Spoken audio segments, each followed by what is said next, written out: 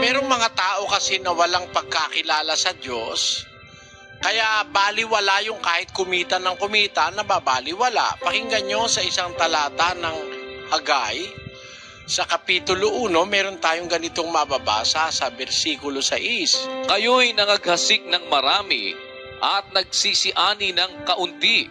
Kayo'y nagsisikain, ngunit hindi kayo nagkaroon ng kahustuhan. Kayo'y nagsisiinom, ngunit hindi kayo nangapapatirang uhaw.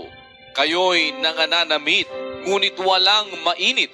At yaong kumikita ng mga pinag-arawan ay kumikita ng mga pinag-arawan upang ilagay sa supot na may mga butas. Tanyo, kumikita, nagtatanim, pero ang kinikita parang nalalagay sa supot na butas. Ibig sabihin, walang natitira, nauubos din kahit anong gawin.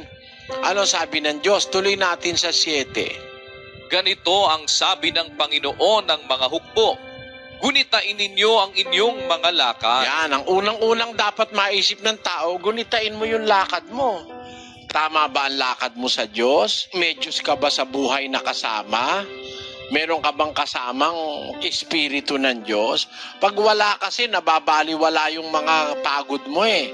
Pero kung may kasama kang Diyos, pakinggan nyo sa 1, 2, 3 ng awit.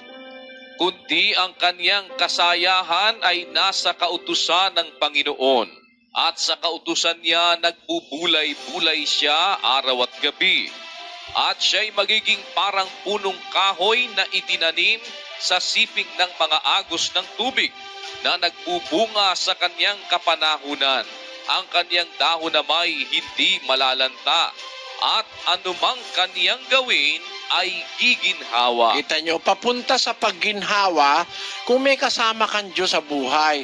Kung nagbulay-bulay ka sa kanyang kautusan, ang ligaya mo, ang kanyang katwiran, mayroong bahaging malaki ang Diyos sa puso mo, para ka lang punong kahoy na nakatanim sa siping ng agos ng tubig. Hindi ka malalanta, magbubunga ka sa panahon, at anumang gawin ng wika ay giginhawa. Ang sagot sa inyong tanong, bakit merong mga tao kumikita pero baliwala rin, wala siguro silang kasamang Diyos.